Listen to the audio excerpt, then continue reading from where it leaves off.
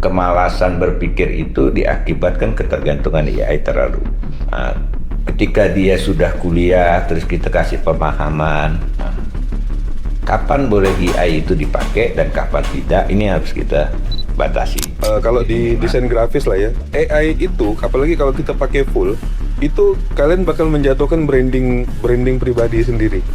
Artinya branding perusahaan, branding yang kalian punya, usaha kalian segala macam. Nah itu yang jadi keresahan kami, kenapa ada normalisasi nih sekarang nih Bang. Kalau memang tujuannya make AI cuman buat dapat hasil, tapi nggak dibaca penjelasannya kan, AI nggak mungkin ngasih hasil tapi nggak jelasin tuh. Tetap dijelasin di awal gitu. Nah proses itu kan juga sama dengan membaca kan. Dia cuman memotong waktu proses kita buat mencari manual di Google dulu, atau versi zaman dulu kita nyari di perpustakaan.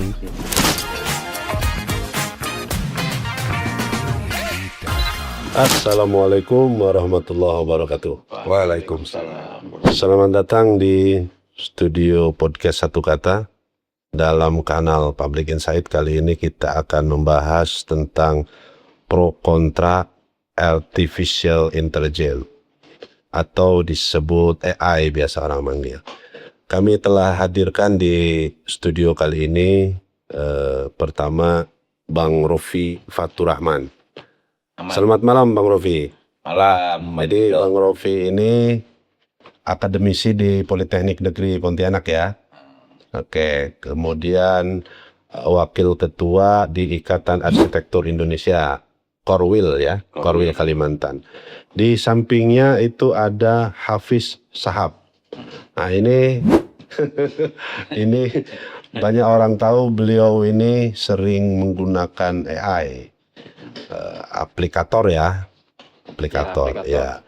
Kemudian di samping kiri saya ini kami menyebutnya Indra Jenggot, karena ada banyak nama Indra sehingga dipanggillah Indra Jenggot. Nama lengkapnya Indra Hermawan. Indra Hermawan ini berkutat di industri kreatif. Baik, untuk yang pertama kita akan bahas tentang sejauh mana penggunaan AI di berbagai sendi kehidupan. Karena hari ini AI sudah merambah kemana-mana.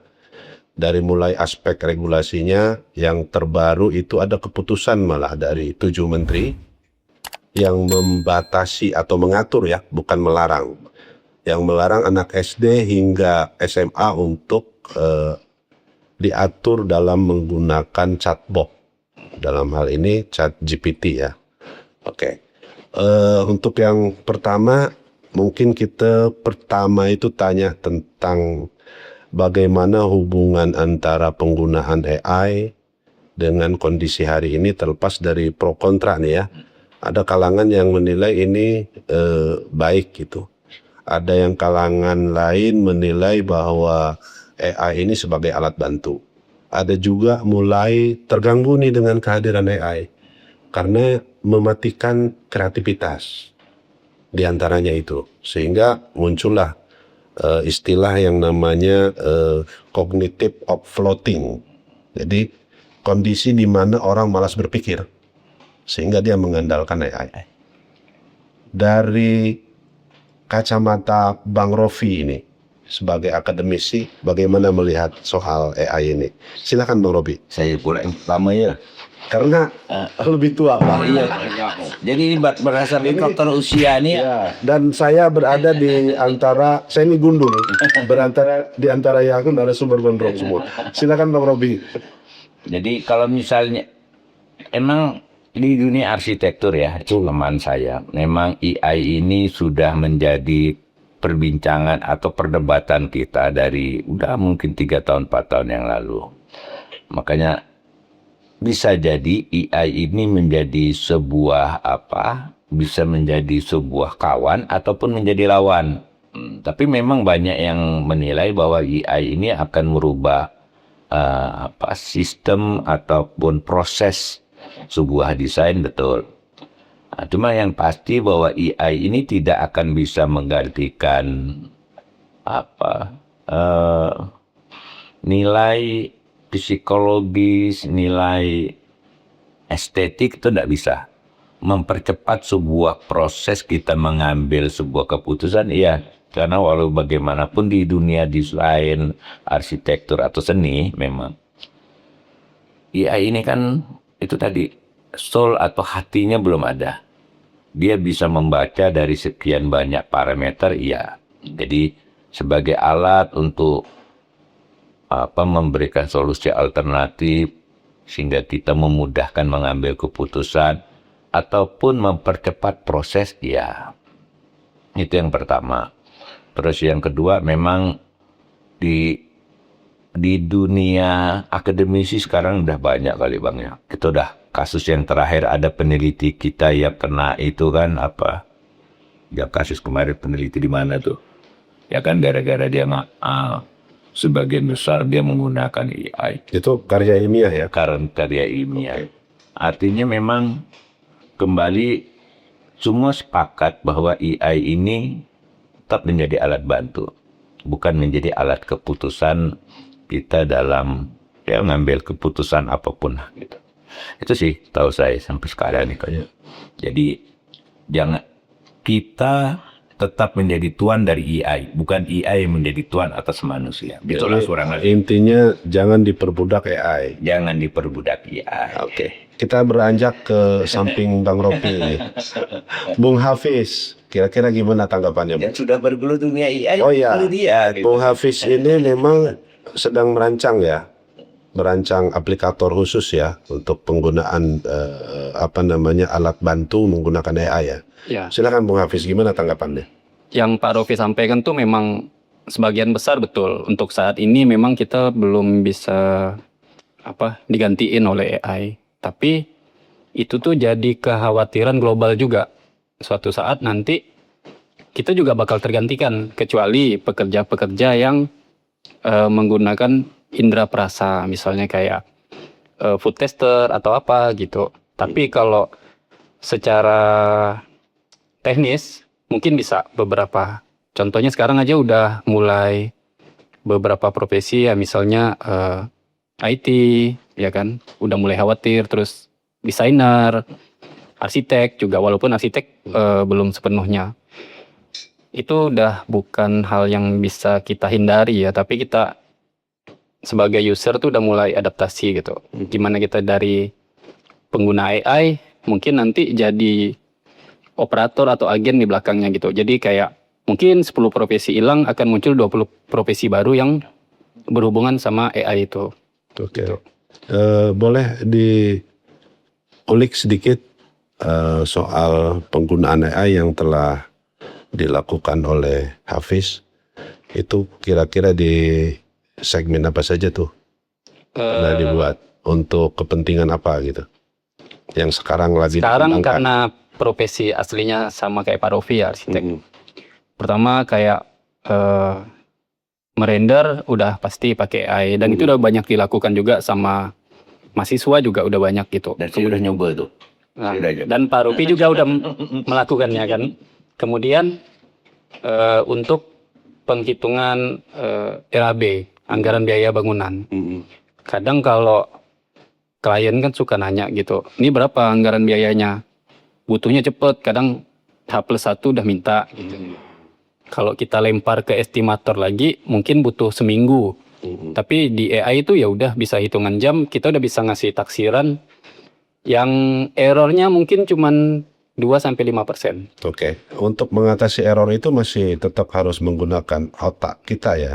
Ya, kita sebagai manusianya yang memvalidasi lagi itu. Tapi kalau kita menggunakan AI yang ada di kayak ChatGPT, Gemini gitu. Itu kan dia apa yang ada jawabannya tuh sesuai pertanyaan. Nah, ada AI yang kita pakai, kita latih lagi itu, kita fine tune, terus kita training, jadi dia mengingat kesalahannya gitu. Jadi semakin kita sering pakai, dia semakin sempurna, Semakin pintar. semakin pintar. Tapi karena tindakan kita juga ya yang membuat Karena kita yang mengajarinnya gitu. mengajarinya. Oke. Beralih ke kalangan apa ini Indra masuknya ke industri kreatif. Indra Jenggot, gimana? Siap. Anda melihat kondisi ini yang semua segmen kehidupan ini sudah kalau nggak pakai AI nggak salah gitu, apa nggak asik gitu ya. Kalau nggak pakai AI nggak asik intinya. Kerjanya bisa cepat. Tapi dari sisi industri kreatif gimana nih kira-kira AI ini pengaruhnya? Ini yang terjadi nih sebenarnya ini khususnya di Pontianak lah yang kita lihat seperti Ini pengalaman pribadi. Pengalaman pribadi bang, pengalaman pribadi. Jadi memang AI ini awal-awalnya muncul, saya memikir gini. Muncul satu alat yang benar-benar ini untuk desainer, bang. Awalnya kan dari awal kita yang harus cari aset susah, terus kita terkendala dengan copyright segala macam. Misal kita mau desain tentang permainan anak-anak Indonesia khas Indonesia, gitu kan? Kita cari di Google susah, kita cari di Pinterest susah. Akhirnya kita nge-create gambar lewat AI. Nah itu saya pikir di awal munculnya AI ini benar-benar ini untuk desainer, gitu kan? Awalnya. Perjalanan sampai sekarang yang saya lihat adalah terjadinya normalisasi yang mana semua desain itu dihasilkan oleh AI, bang. Itu yang jadi keresahan kami para desain grafis. Yang pertama, kawan-kawan yang pengguna AI nih ya, SDM pengguna AI saya bilang, mereka ngejar cepat, ngejar simple, terus ngejar apa yang pengen dilihat dia. Karena memang basicnya mereka kan, misalnya bang, yang punya rumah makan, ya kan, atau yang punya gerobakan, bahkan sampai ke titik restoran besar, itu mereka benar-benar, aku pengen ini, ketik, jadi selesai, tapi dia nggak tahu kalau di desain grafis lah ya, AI itu, apalagi kalau kita pakai full, itu kalian bakal menjatuhkan branding pribadi sendiri. Artinya branding perusahaan, branding yang kalian punya, usaha kalian segala macam. Nah itu yang jadi keresahan kami, kenapa ada normalisasi nih sekarang nih bang. Abang lihat nih di rumah makan, mau rumah makan, warung kopi, sampai ke logo toko, bang. Logo itu kan napas dari usaha, bang. Jadi proses pembuatan logo itu kalau yang benar-benar kita kerjakan itu bisa sampai 2-3 bulan. Artinya ada proses identifikasi, pemilihan warna, siapa itu ownernya, pribadi ownernya kayak gimana. Terbentuklah sebuah logo yang benar-benar mencerminkan dia. Nggak yang tek prom jadi selesai, dan dia bangga bang dengan itu bang. Nah itu yang ya jadi keresahan kami para desainer. Oke, itu dari sisi kreatif ya. Iya. Jadi proses kreatifnya itu. Nah kalau dari hasilnya kira-kira apakah anak-anak industri kreatif ini terutama desain grafis misalnya merasa tersaingi dengan kehadiran AI atau gimana? Tersaingi tidak, kami miris sebenarnya, lebih ke arah miris yang mana kalau logo lah yang paling utama ya, jantung dari sebuah branding. Logo saat diciptakan oleh AI dengan diciptakan oleh manusia itu bakal beda bang, nilai value-nya. Secara kita lihat benar-benar orang awam lihat bentuknya bagus, pewarnaannya bagus segala macam. Dari yang kami lihat nggak masuk. Hanya good looking ya. Hanya good looking. Misal dia pakai ini kan dasar dari branding ya. Kita setiap warna itu mewakili emosional, ya kan? Dibikinlah dia dengan AI. Logo full color bang. Logo makanan misalnya full color. Padahal kami desainer tahu kalau logo makanan itu harus mempunyai dua warna bang, merah dan kuning. Kenapa? Merah dan kuning ini menambah nafsu makan bang. Oh gitu. Penggairah. Menambah nafsu makan. Contoh macam merah dan kuning itu dominan. Nah itu yang terjadi sekarang bang. AI menciptakan apa yang orang mau tapi terlihat bagus. Tapi tidak memiliki jiwa. Jadi tidak memiliki makna filosofis. Unsur psikologisnya juga psikologis terwakili ya. Semuanya lah tidak mewakili. Oh gitu. Ya, Oke. kalau saya lihat sih itu tadi. Nah kalau dari ini Bang, sudut pandang arsitektur. Ini kan banyak desain-desain yang menggunakan AI juga ya. Oke, tadi yang kata Hafiz, rendernya bisa cepat. Itu bisa menjadi alat bantu yang dulunya nunggu sampai ngantuk-ngantuk misalnya. Dengan kehadiran AI bisa sekejap mata. Tetapi apa yang Bang Rofi lihat nih? Hasil render atau hasil kreatif yang dilakukan oleh tangan manusia dibandingkan dengan proses yang menggunakan AI. Apanya yang salah? Ya sebenarnya sama sih ya. Saya pikir di dunia desain, jurnalis juga sama kan. Ya. Kita mempunyai ada yang namanya karya. Karya itu kan sebuah proses seluruh energi kita habiskan di situ. Ada karya jurnalistik sama mungkin ada sebuah hasil jurnalistik, ya kan. Desain juga sama, arsitek juga sama, arsitektur. Yang AI yang tidak mampu pada tahapan karya, sebuah masterpiece karya arsitektur. Tapi kalau misalnya produk arsitektur, oke, mungkin dia tidak masalah, ya kan. Produk ini lebih kepada industrialis. Nah, dia tidak dilakukan secara cepat, massal. AI punya keuntungan di situ. Sedangkan sebuah karya harus memulai sebuah proses. Kedua, memerlukan waktu yang panjang. Karena saya sepakat memang sebuah karya itu bukan hasilnya, tapi dampak yang diberikan oleh hasil itu. Sama-sama. Seperti tadi Bang Indra katakan, dia udah mikir warna merah, warna kuning, atau warna orange yang meningkatkan gairah, ya kan? Karena pada akhirnya kan sebuah karya itu tetap mengarahkan manusia yang menggunakan karya atau melihat karya itu, kita berharap dia menjadi lebih baik, bukan menjadi lebih buruk. Produk ataupun produksi massal itu tidak melihat itu. Yang penting fungsional, enak dipakai. Jadi permasalahan di situ. Dan kedua, sekarang yang menjadi permasalahan ketika menilai produk ini adalah media sosial. Kita udah terbiasa dengan informasi sekian banyak, otak cepat berputar. Ini yang terjadi pada generasi sekarang itu. Sehingga dia menganalisa setiap gambar ini cepat. Belum sempat selesai analisa udah pindah. Akhirnya memang, maaf kata dibilang tanggung lah. Belum selesai menganalisa ini udah masuk baru. Sehingga memang jarang terciptanya sebuah karya terlalu banyak. Belum sempat selesai lagi. Nah, jadi kembali tadi tentang AI hanya pada sebuah produk, ya kan? Keluarnya tidak, artinya dia fungsional dan dapat digunakan, ya, tapi dia tidak memiliki nilai ataupun solid. Itu sih kasih tahu. Jadi dua ini yang menjadi. Oke. Pandangan Hafiz gimana nih? Tadi belum sempat diulik tuh apa yang sudah dikembangkan tuh aplikatornya. Boleh sedikit diulik? Sebenarnya banyak yang di luar bidang ya. Misalnya waktu itu saya coba kembangkan juga aplikasi itu, kan lagi hype tuh, viral MBG kan. Jadi saya ada aplikasi itu yang membuat semuanya otomatis.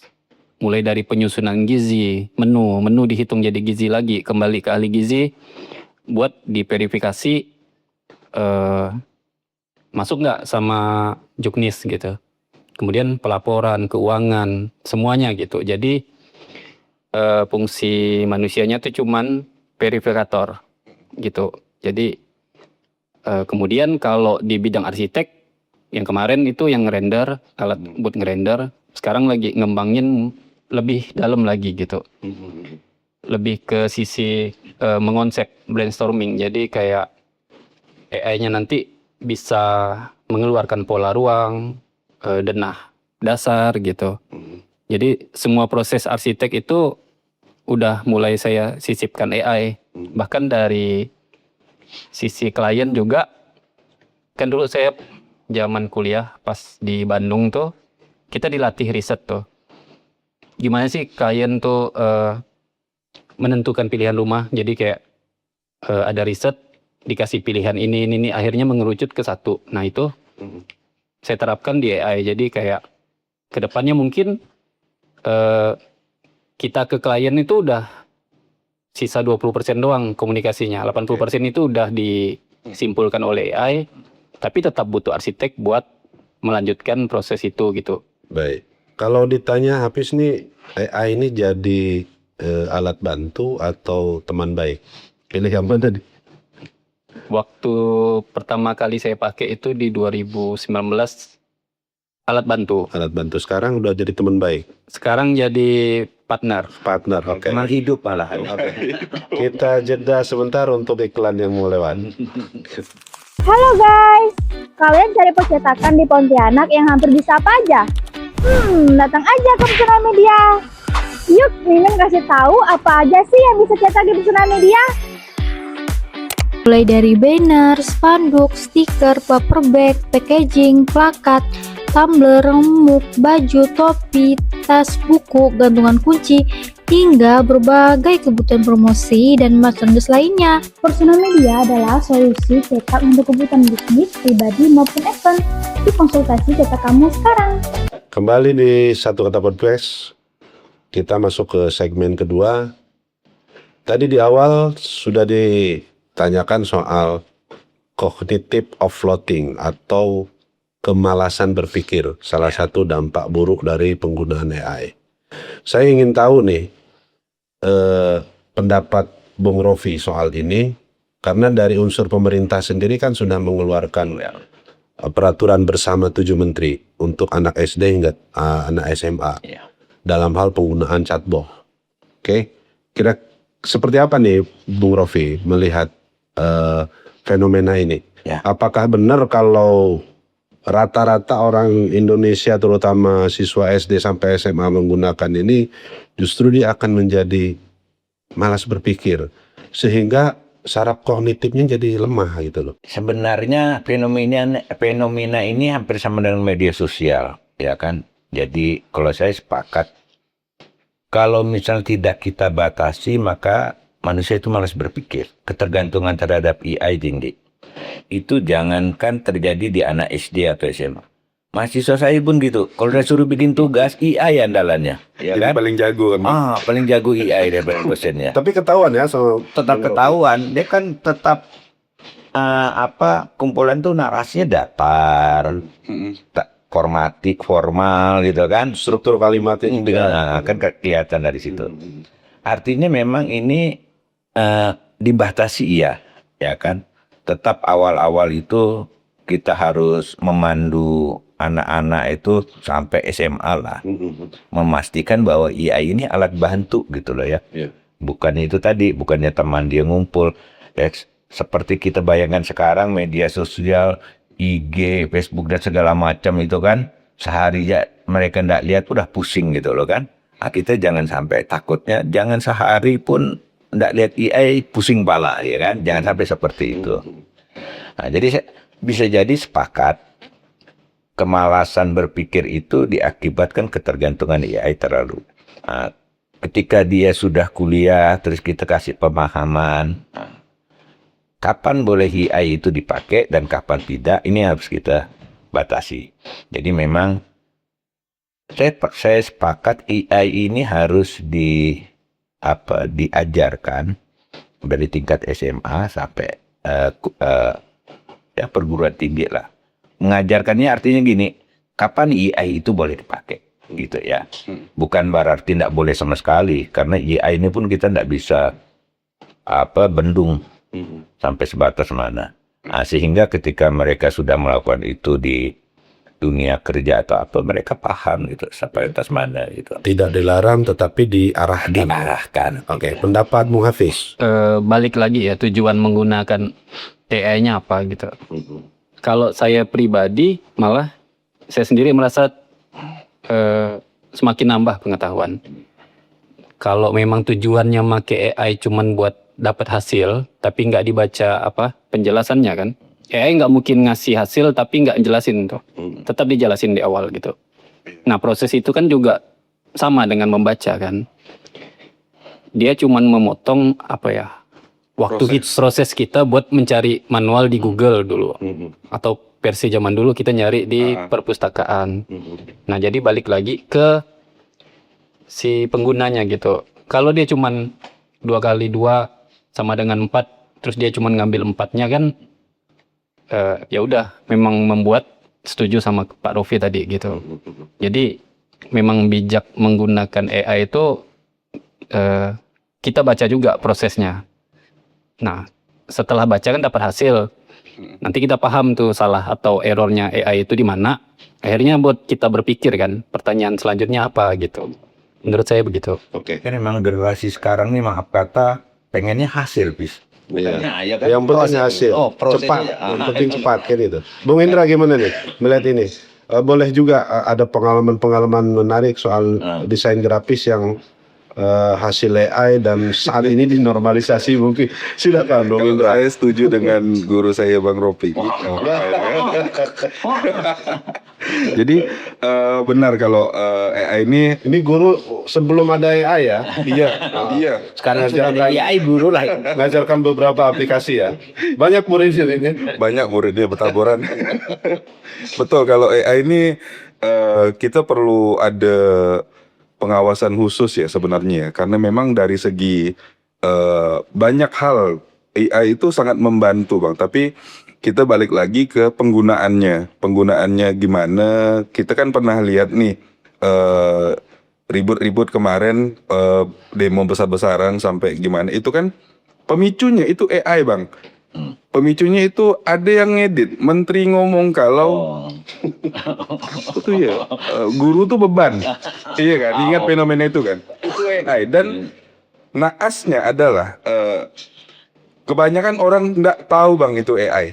Langsung temakan semua. Langsung temakan. Itu kan pemicu awal kalau AI ini bisa jadi berbahaya kalau memang tidak diawasi, tidak penggunaannya tuh tidak tepat sasaran segala macam, apalagi dimanfaatkan sama beberapa user yang benar-benar menciptakan suatu hal yang bisa berdampak negatif ke masyarakat. Kalau aku sih mikirnya AI ini membantu lah ya, membantu, tapi tidak bisa kita jadikan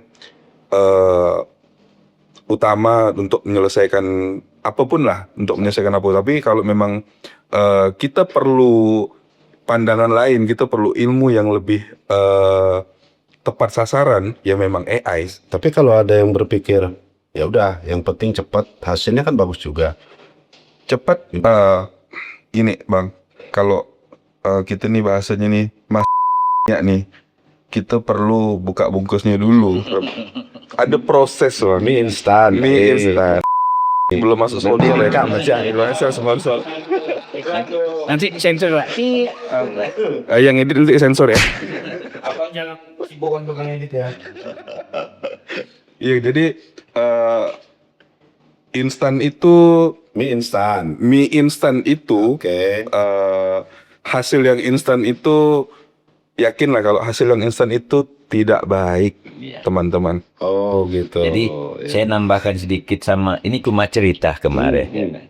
Kita sayembara, saya lupa ya kantor wali kota di mana gitu kan. Jadi dari sekian peserta tuh ada satu ketahuan AI gitu kan. Iya. Karena waktu itu aturan kita belum ada, cuma panitia sama juri ini bingung.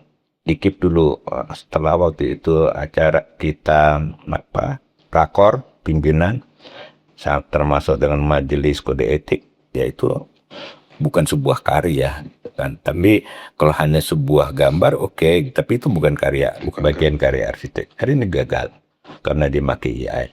Karena itu tadi 80% proses itu AI. Nah, kalau AI itu dipakainya kebalikan 20% oke, mungkin. Betul. Nah, itulah kurang lebih. Saya coba tanya ke Hafiz nih. Ada nggak ciri khas untuk kita membedakan dalam hal desain grafis atau di luar karya jurnalistik ya? Kalau karya jurnalistik memang sudah coba kita tes, ternyata AI itu goblok juga gitu. Ketika ada peristiwa hari ini, belum masuk ke sosial media maupun ke portal online, AI tidak mampu apa-apa. Dia tidak bisa disuruh itu. Tetapi ketika kita memasukkan naskah jurnalistik lengkap dari sebuah peristiwa, hitungan beberapa menit itu dia sudah bisa. Namun dengan bahasa yang berbeda ya, diolah lagi sama dia. Nah, untuk karya di luar karya jurnalistik, menurut Hafiz bisa dibedakan secara gamblang enggak? Oh, ini karya AI, oh ini bukan gitu. Sehingga orang tidak terjebak ketika ada informasi yang sifatnya hoax atau yang fake, itu mudah gitu loh membedakannya. Kita tinggal bilang, oh ini fake, oh ini hoax gitu loh. Apa saja tuh? Peace. Misalnya ya, kalau dari tulisan tuh paling gampang ya ngelihat itu AI atau bukan gitu. Karena pola AI itu sama semua yang dipakai di end user gitu. Data berulang kali ya. Ya, dia sering melakukan penulisan berulang. Bukan X, bukan Y, tapi Z. Kan sering kayak gitu. Sama ngasih emot, Bang. Dan emot. Tapi kita bisa perintahin buat hilangin emot. Kemudian yang copy paste penulisan tuh keseringan tulisan AI itu ada emdas. Emdas tuh kayak apa, strip panjangnya. Nah itu sering tuh kayak pemisahan kata, harusnya kadang koma dia pakai itu gitu. Terus kalau untuk penulisan seperti itu, patternnya itu sering berulang kali. Kemudian untuk gambar, ChatGPT yang dipakai sama warung-warung atau apa, Jelas. itu warnanya tuh gimana ya? Menguning. Menguning, Menguning, agak yellow. Ciri khas gitu. ChatGPT. Itu yang cerita seperti ikan lele masih hidup. Oh, itu kemarin di ini ada ribut juga sih di media sosial tuh kalau apa ya, yang tadi dibahas normalisasi usaha menengah lah ya, hitungannya tuh mereka sudah mulai menormalisasikan kalau semua desain dia pakai AI, mulai dari makanannya, mulai dari full desainnya segala macam. Malah ada yang benar-benar inilah yang tidak paham ya mereka. Jadi itu warung Lamongan, menunya ikan lele goreng, tapi yang digambar AI itu adalah piring lele hidup, Bang, lele hidup dengan lalapan, dan dicetak sama mereka gitu kan. Iya. Itu ada istilahnya tuh AI slope namanya. AI slope. Ya, pola yang dibuat sama AI dipakai terus-menerus, misalnya kayak menu atau apa, akhirnya seragam semua kan. Seragam. Berarti kesalahan perintah mungkin ya? Enggak, karena memang si model AI-nya itu kualitasnya seperti itu. Database-nya terbatas. Ya, mungkin dulu kalau generate foto atau manusia jarinya 6, sekarang udah enggak kan. Sekarang udah Nah, itu memang proses AI-nya, jadi terjebak di AI slope itu. Jadi saya pernah baca memang kayak malah menunya yang menurut dia porsinya segini, tapi AI bikinnya gini gitu, nggak sesuai. Nah itu plus minus lah ya. Mungkin kalau untuk PKL kecil dia nggak mampu bayar desainer, nggak apa-apa mungkin. Nah tugas desainer yang mengedukasi gimana prompt yang baik mungkin ya. Penggunaan prompt yang baik gitu. Berarti bagi UMKM AI ini sangat membantu. Ya membantu. Karena mengurangi biaya ya. Tapi di industri-industri skala besar juga ada pengurangan tenaga kerja. Gimana tuh, Bung Hafiz? Gimana ya? Memang udah nggak bisa dihindari ya. Tinggal kita ngikutin zaman. Sama kayak perpindahan dari kamera analog dulu. Ya kan dulu antusias banget ya. Fotografer harus nyuci film. Begitu pindah ke DSLR dulu, itu kan pro kontra juga kan. Akhirnya ada yang tetap egois menggunakan analog, ketinggalan zaman kan. Nah sama seperti AI gitu. Jadi gimana kita ngikutin zaman aja gitu, supaya nggak tersingkirkan. Bang Ropi bisa memprediksi enggak kira-kira AI ini masih berproses enggak sehingga dia lebih sempurna atau justru tidak dipakai? Yang saya takutkan di situ justru, Bang Ridho. Sekarang AI yang kita kenal kan cuman otak, ya kan? Yang sedang dikembangkan mungkin nanti teknologi manusia, panca indera, melihat, mencium, mendengar, ya kan, sampai meraba. Sekarang sedang dikembangkan. Ketika itu udah masuk, terus masuk ke AI kan makin banyak database dia nih kan.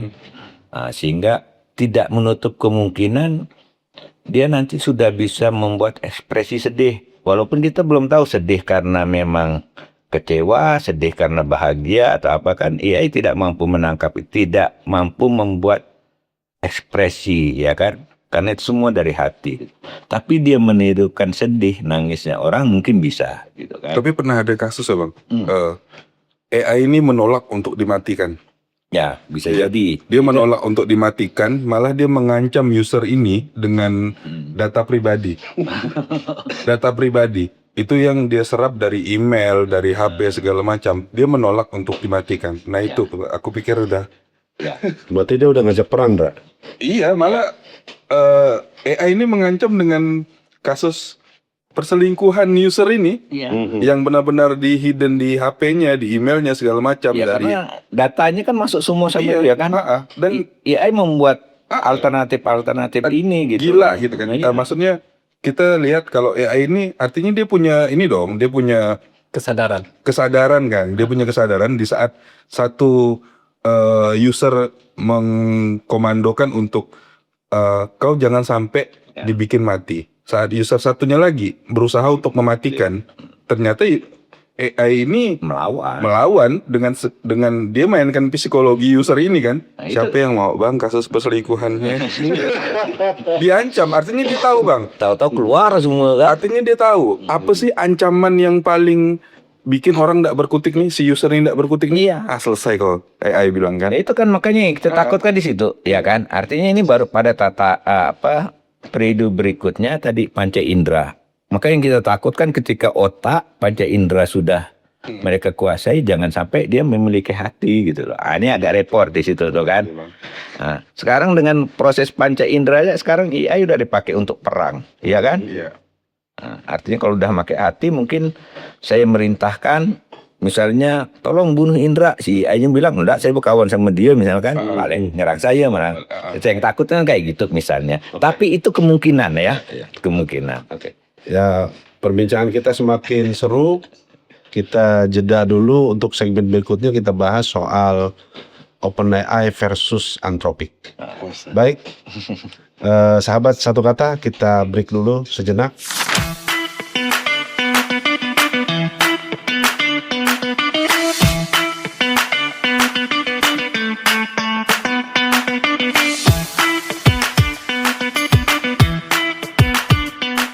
Sahabat satu kata, kembali di podcast satu kata di kanal Public Insight. Segmen terakhir di perbincangan kita kali ini dengan narasumber kita itu soal pertarungan antara OpenAI dengan Anthropic. Saya mau tahu nih lebih dalam ke Bung Hafiz. Apa sih sesungguhnya hingga terjadi pertarungan dua ini? Dan yang melatar belakanginya apa nih? Kemudian dampaknya bagi para pengguna AI apa? Silakan Bung Hafiz. Saya pernah nonton juga podcast tentang AI dari luar itu. Sebenarnya kepentingan antara pengembang ini itu tetap duit sih, ya kan? Siapa yang dapat project lebih besar atau apa gitu. Nah kemarin kan OpenAI juga sempat udah masuk ke pemerintah Amerika, sedangkan Anthropic dengan model terbarunya si Fable itu kan sempat di blacklist dan nggak jadi keluar gitu. Untuk sekarang di AI antusias itu lebih pro ke Anthropic karena dia lebih ke usernya tuh lebih mendengar lah gitu tentang pengembangan, dan mereka juga mengembangkan model itu lebih karena hype-nya sekarang juga ke coding agent ya. Jadi model-model yang dikeluarkan tuh fokus di situ. Nah, jadi tetap perang antar itu tuh karena mengincar sebuah proyek yang besar. Tapi sekarang disisipin oleh AI model dari Cina. Oh iya. Ya kan? GLM itu. Nama modelnya GLM, dia pengeluarnya tuh ZAI. Nah, itu udah di atas Anthropic dan OpenAI sendiri gitu.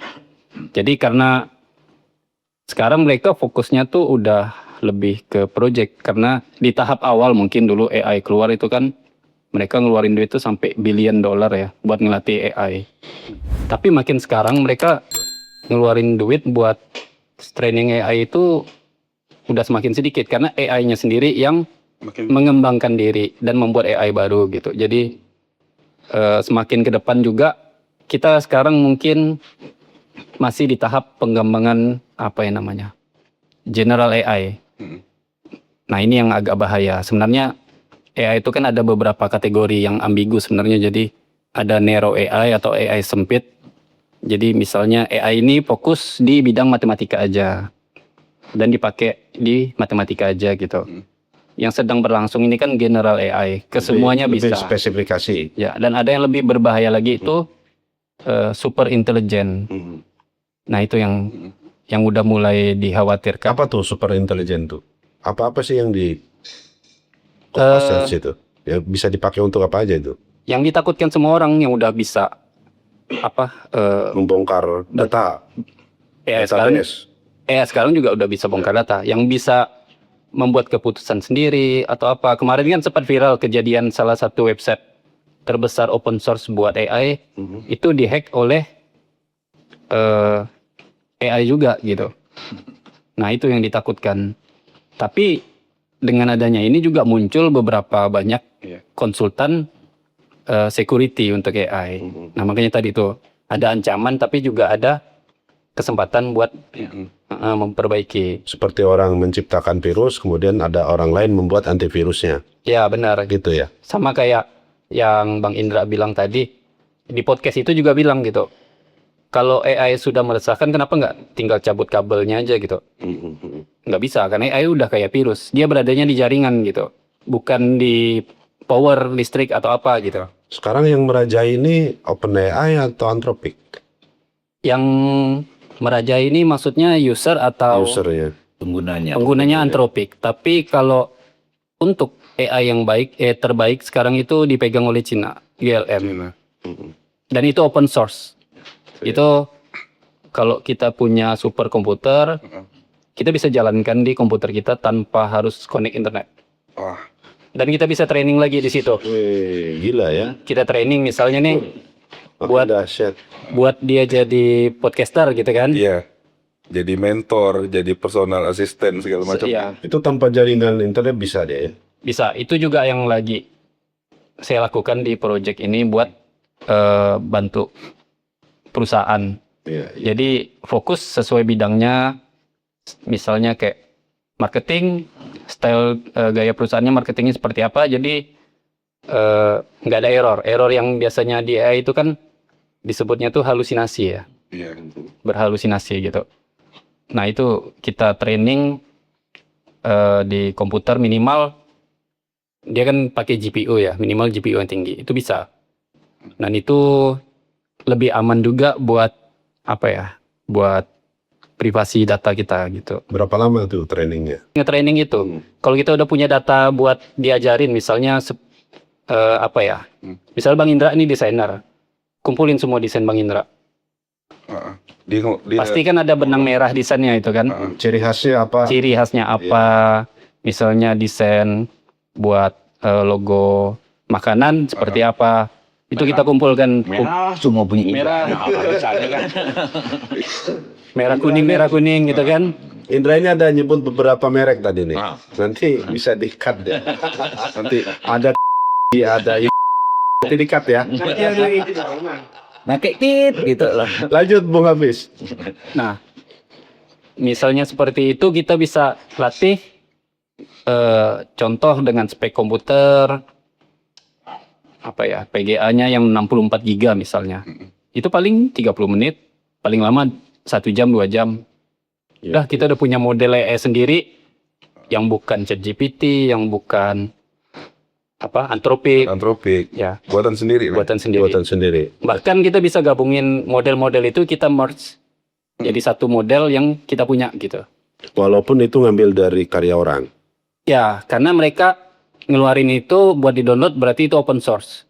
Kebanyakan tuh license misalnya dari MIT gitu ya. Itu open source, bebas mau komersial atau Tidak apa. berlisensi intinya. Boleh dipakai dan digunakan oleh siapapun. Ya, tapi di dalam itu tuh apa ya?